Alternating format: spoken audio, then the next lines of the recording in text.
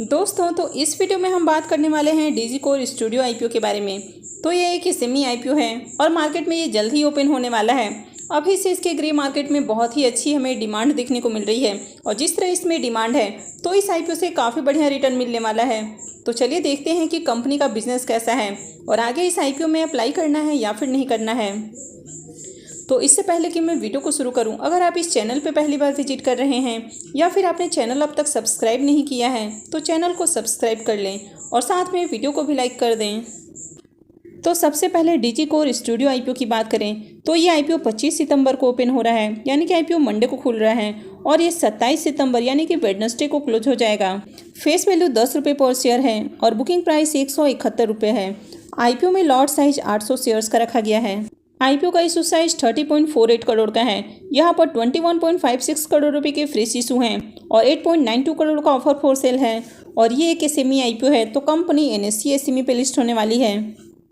अगर इस आईपीओ के रिजर्वेशन पोर्शन की बात करें तो क्यूआईबीज के लिए 50% का रिजर्वेशन है, एचएनआईज के लिए 15% और रिटेलर्स के लिए 35% का पोर्शन दिया गया है।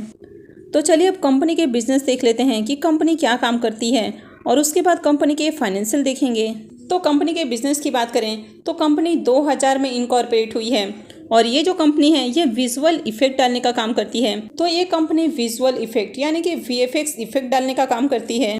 तो ये company film, web series, TV serial, documentaries, commercial तो इन सब के साथ काम कर चुकी है। तो बहुत सारे मूवीज़, टीवी सीरियल वगैरह में काफ़ी सारे एक्शन सीन शूट होते हैं तो उस समय उनके पीछे ग्रीन पर्दा लगा होता है और जब आप मूवी देखने जाते हैं तो ग्रीन पर्दे की जगह पीछे का जो बैकग्राउंड होता है वो बिल्कुल ही डिफरेंट आपको देखने को मिलता है। तो पीछे का जो बैकग्राउंड होता है वो काफ़ी ज़्यादा अट्रैक्टिव वहाँ पर लगाया जाता है। तो इस तरह का जो बैकग्राउंड लगाने का काम होता है यानी कि विजुअल इफेक्ट डालने का काम होता है तो उस तरह का काम ये कंपनी करती है। तो ये कंपनी काफ़ी सारे हॉलीवुड मूवीज़ में काम कर चुकी है, इसके साथ ही web series, TV serial, documentary वगैरह में काम कर चुकी है और काफ़ी सारे आपको पॉपुलर नाम भी यहाँ पर देखने को मिल रहे हैं। तो कंपनी के क्लाइंट की बात करें तो कंपनी के क्लाइंट हमें इंडिया के साथ ही ऑस्ट्रेलिया, न्यूजीलैंड, यूएस और यूरोपियन मार्केट में भी देखने को मिलते हैं, यानी कि कंपनी इंडियन फिल्म के साथ ही हॉलीवुड मूवीज़ और दूसरे देशों की भी जो मूवीज़ वगैरह हैं तो वहाँ पर काम कर चुकी है। तो ओवरऑल कंपनी के बिजनेस की बात करें तो कंपनी का बिजनेस हमें अच्छा देखने को मिल रहा है और आने वाले समय में इसकी डिमांड रहने वाली है। तो हाल ही में जो वैश्विक फ्लाई स्टूडियो का आईपीओ आया था उसका बिजनेस और इसका बिजनेस हमें एक जैसा ही देखने को मिल रहा है। कंपनी के फाइनेंशियल की बात करें तो यहाँ पर हमें 3 सालों का कंप्लीट फाइनेंशियल देखने को मिल जाता है। इसके अलावा फाइनेंशियल 24 के फर्स्ट क्वार्टर का भी हमें फाइनेंशियल देखने को मिल रहा है। तो सबसे पहले एसेट की बात करें तो इसके एसेट में ईयर ऑन ईयर हमें काफ़ी बढ़िया ग्रोथ देखने को मिल रही है। कंपनी के रेवेन्यू की बात करें तो कंपनी के रेवेन्यू भी साल दर साल हमें बढ़ते हुए देखने को मिल रहे हैं और इसके रेवेन्यू काफ़ी तेज़ी से बढ़ते हुए देखने को मिल रहे हैं। कंपनी के प्रॉफिट आफ्टर टैक्स की बात करें तो कंपनी के प्रॉफिट में भी बहुत ही ज़्यादा हमें ग्रोथ देखने को मिल रही है। तो कंपनी के प्रॉफिट में एक्सपोनेंशियल ग्रोथ हमें देखने को मिल रही है। नेटवर्थ की बात करें तो कंपनी के नेटवर्थ भी बढ़ते हुए देखने को मिल रहे हैं। कंपनी के रिजर्व की बात करें तो कंपनी का रिजर्व भी साल दर साल हमें बढ़ते हुए देखने को मिल रहा है और इसके रिजर्व भी काफ़ी तेज़ी से बढ़े हैं। लेकिन अगर कंपनी के डेट की बात करें तो कंपनी के डेट भी हमें इंक्रीज होते हुए ही देखने को मिल रहे हैं। तो करंट में कंपनी के ऊपर 912 लाख का हमें डेट देखने को मिल रहा है। तो ये डेट हमें थोड़ा सा ज़्यादा देखने को मिल रहा है क्योंकि कंपनी का जो रिजर्व है वो इससे कम देखने को मिल रहा है। लेकिन कंपनी के प्रॉफिट की बात करें तो कंपनी बढ़िया प्रॉफिट बना रही है। तो ओवरऑल बात करें तो कंपनी के फाइनेंशियल हमें अच्छे देखने को मिल रहे हैं।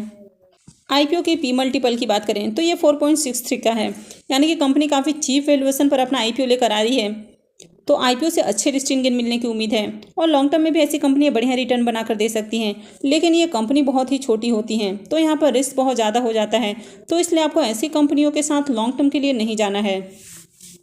अब जहाँ ये कंपनी आपको मल्टी बैगर रिटर्न बनाकर दे सकती हैं, यानी कि आपको 100 गुना 1000 गुना रिटर्न बनाकर दे सकती हैं, वहीं हो सकता है कि क्राइसिस में इस तरह की कंपनियां डूब जाएं और आपका जो पैसा है वो पूरी तरह से डूब भी सकता है। तो यहाँ पर रिस्क बहुत ज़्यादा हो जाता है, तो इसलिए आपको ऐसी कंपनियों के साथ लॉन्ग टर्म के लिए नहीं जाना है।